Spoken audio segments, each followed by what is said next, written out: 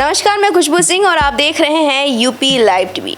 Bhojpuri industry में एक नया दौर चल रहा है। महिला प्रधान फिल्में काफ़ी बन रही है और वजह यही है क्योंकि जो सिनेमा है वो टीवी तक सीमित हो गया है और जो टीवी के दर्शक हैं वो ज़्यादातर महिलाएं हैं या फिर बहनें हैं। और शायद यही वजह है कि सास पर 100 फिल्में बन चुकी होंगी और नंद पे अभी 50 मतलब हाफ सेंचुरी पूरा हो रहा है। लेकिन इसी बीच एक बेहतरीन फिल्म का नाम मैंने सुना, उसके बारे में पता किया तो पता चला उसकी शूटिंग ऑलमोस्ट कंप्लीट हो चुकी है। और जब मैं आजमगढ़ पहुंची और मुझे उसके स्टार कास्ट मिल गए, पहले तो उनसे मुझे मिलना ही था, लेकिन जब पता चला कि इस फिल्म में उनका क्या रोल है तो फिर इस फिल्म को लेकर बात करना तो बनता है। पहले मैं बता दूं, जो फिल्म का नाम है वो नाम है भ्राता दोष।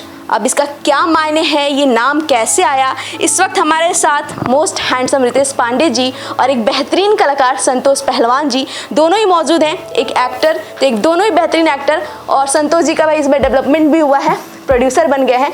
तो सबसे पहले तो सर कैसे हैं आप? अब ठीक है आप? बहुत बढ़िया, बहुत बढ़िया। बहुत मिस किया आपके दर्शकों ने बाय द वे।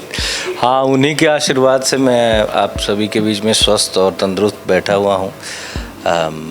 चोट लग गई थी जिसका हम लोगों को सर्जरी कराना पड़ा, और लेकिन सबकी दुआओं की वजह से बहुत जल्दी हम लोगों ने रिकवर कर लिया। तो ये जो प्रोजेक्ट है भ्राता दोष किस तरह का है? जिस प्रकार से आपको नाम से लग रहा है, भ्राता मतलब भाई, दोष मतलब दोष। जिस प्रकार से एक मिट्टी से जुड़ा हुआ हम लोगों के उत्तर प्रदेश और बिहार में पारिवारिक मामले होते हैं, भाई भाई के बीच में झगड़ा होता है, कुछ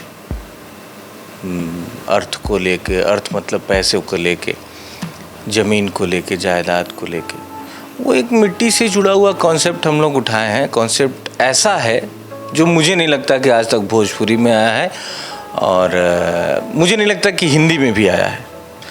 तो कॉन्सेप्ट तो मैं क्लियर यहाँ पे नहीं करूँगा, लेकिन मैं ये दावे के साथ कह रहा हूँ कि आप अगर इस फिल्म को देखेंगे तो आप खुद को रिलेट करेंगे इस स्टोरी से, इस फिल्म के मेकिंग से। भैया ने ही, बड़े भैया संतोष पहलवान जी ने ही इसको लिखा है, डायरेक्ट किए हैं अवधेश मिश्रा जी। क्या बखूबी, एक्टर तो वो कमाल के हैं ही।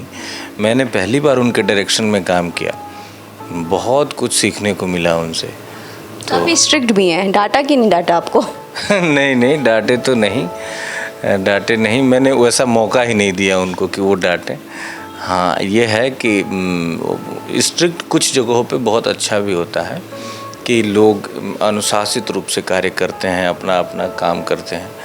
तो कुल मिला के हम लोगों ने एक अच्छा सिनेमा बनाया है, ये खुद को तसल्ली है। और अभी पोस्ट प्रोडक्शन का काम चालू हो रहा है, और ईश्वर से यही प्रार्थना है कि जिस उद्देश्य को लेके हम लोग ये पिक्चर बनाए हैं वो सार्थक हो, लोगों तक पहुँचे। और जिस प्रकार से आपने अभी कहा कि जो भोजपुरी सिनेमा वो टीवी तक सीमित रह गया है, तो हम लोग का ये प्रयास है कि सिनेमा हॉल में लोगों को लाया जाए।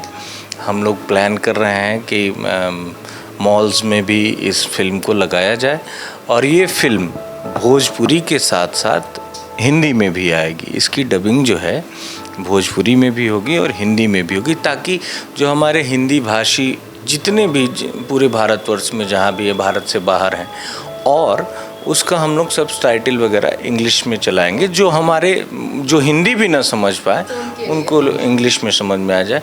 आप समझिए, हम लोग इस लेवल का कंटेंट बनाया है। हम लोग का सोच एक शहर, एक राज्य नहीं है, नहीं, हम लोग का टारगेट पूरा पैन इंडिया है। और क्योंकि हमारा ये कल्चर का बात है, जो हम लोग बनाए हैं ये हमारे कल्चर, संस्कृति और सभ्यता का बात है। हम चाहते हैं कि जो हमारा ये कल्चर है, संस्कृति है, सभ्यता है, ये लोगों तक जाए, और लोगों के मन में ये हो कि भोजपुरी ऐसा भी बनता है। भोजपुरी सिर्फ वैसा ही नहीं बनता है, भोजपुरी पिक्चरें ऐसी भी बनती हैं। हम लोगों का उद्देश्य यही है। अब आप लोगों का प्यार, आशीर्वाद रहेगा तो ज़रूर हम लोग सफल होंगे। खैर, मेरे साथ एक्टर, प्रोड्यूसर, राइटर, सर क्या इंट्रो दूं आपका? जो भी अच्छा लगे सब। एक अच्छे नेता जो फेसबुक पे बहुत अच्छा लिखते हैं। नहीं सर, वहीं से इंस्पायर होकर आपने ये कहानी लिखी होगी? नहीं, ये कहानी मेरे दिल के बहुत करीब थी। सर सर ऐसे पंडित जी लोग के पास जाते हैं ना, डराते हैं आपको ये दोष है, तो ये नाम सुन के मुझे ऐसा कुछ आया कि कोई ऐसा कुंडली में कुछ नया दोष तो नहीं शामिल हो गया, क्योंकि आप राइटर है तो आपसे ये सवाल पूछना बनता है। क्यों सर? नहीं, ऐसा कुछ नहीं है। ये एकदम मिट्टी से जुड़ा हुआ चीज़ है। जो हम लोग कहीं खो गए हैं उसको मैं प्रयास किया हूँ कि फिर से लोगों को याद धराया जाए कि चीज़ें जो नहीं होनी चाहिए क्यों हो रही हैं। तो चीज़ें बदलने के लिए हम लोग प्रयास कर रहे हैं और भगवान करे सब अच्छा हो। तो ये एज अ प्रोड्यूसर भी हैं, इसमें राइटर भी हैं, एक्टर भी हैं, और तो इसमें क्या नया आप हम लोग को देखना, क्योंकि हमने पहले भी आपको ऑन स्क्रीन बड़े भाई के किरदार में देखा हुआ है, इमोशनल सीन देखा हुआ है, विलेन वाला भी कैरेक्टर देखा हुआ है, इसमें हमें किस तरह का भाई देखने को मिलेगा? इसमें प्योर जो आज से जो हमारे ग्रंथों में लिखा है वो वाला भाई दिखेगा आपको, अध्यात्म वाला भाई दिखेगा आपको, जो किसी भी चीज़ की जिम्मेदारी नहीं लेने वाला भाई। ये नहीं आजकल के जो भाई हम लोग धन संपत्ति के लिए बदल गए वो वाला भाई नहीं, आपको ओरिजिनल जो भाई होता है वो भाई दिखेगा इसमें। भाई से याद है, इसमें आपके बड़े भाई का भी अहम रोल है। हमारे बड़े भैया का ही किरदार है संतोष भैया। नहीं, रियल में आपके बड़े भाई वाले उनकी बात कर रही हूँ मैं। एज अ प्रोड्यूसर वो हैं इसमें। जी जी जी जी जी जी।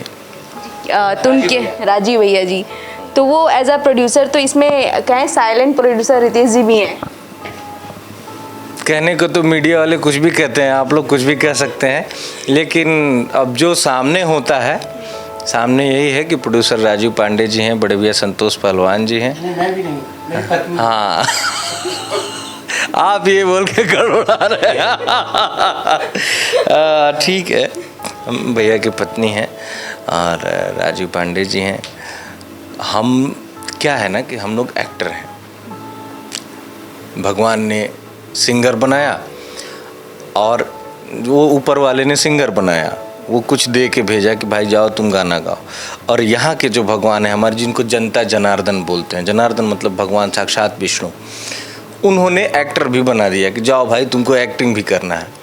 अब हम लोग किसी तरीके से एक्टिंग कर रहे हैं, उनके उम्मीदों पर खरा उतरने की कोशिश कर रहे हैं, और उसी में अगर हम प्रोड्यूसर भी रहेंगे, कोई और भी काम हमारे जिम्मे रहेगा तो मेरा ध्यान भटकेगा।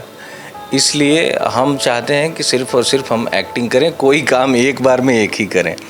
तो हम लोग का देखिए, जैसा कि भैया ने बताया ना कि जो ग्रंथों में लिखा है भाई वैसे भाई हैं, तो हमारा जो सनातन का भाई, ये जो आज के डेट में जो मारपीट हो रहा है ज़मीन के लिए, जायदाद के लिए, ये हमारा संस्कृति नहीं है, ये पाश्चात्य संस्कृति है, वेस्टर्न कल्चर है, ये बाहर से आया है।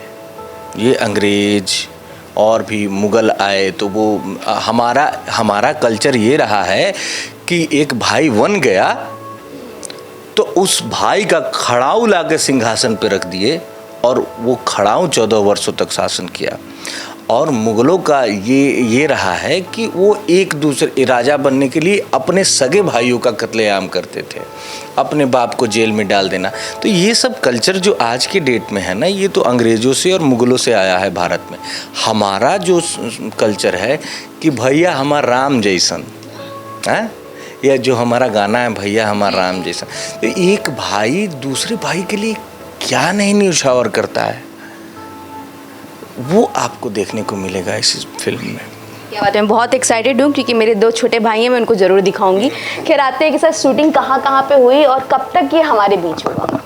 शूटिंग पूरा ये बनारस का ही कॉन्सेप्ट है, तो पूरा बनारस में शूट हुआ है, पूरे घाट पे पूरा बनारस आपको दिखेगा इसमें।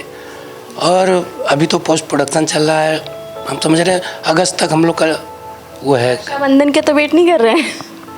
अगर तैयार होगा सर ये बेस्ट गिफ्ट होगा अगर उस टाइम पे आता है तो। बिल्कुल।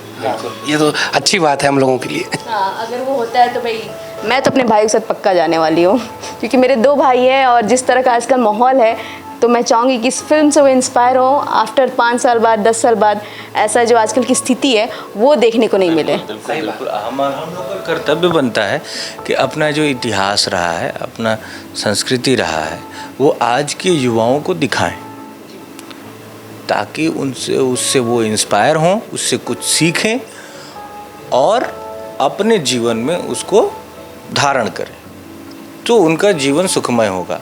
आप बताइए आज के डेट में जो फैमिलीज़ हैं वो जैसे कि शादी हुआ और उसके साल भर 2 साल बाद अलग हो गए, वो अलग रहने लगे, वो अलग रहने लगे। इससे हमारा कल्चर क्या है, संयुक्त परिवार का है। तो उसमें क्या होता है, जो बच्चे अगर संयुक्त परिवार में एक बच्चा जन्म ले रहा है और एकल परिवार में एक बच्चा जन्म ले रहा है, दोनों के परवरिश में फ़र्क हो जाएगा।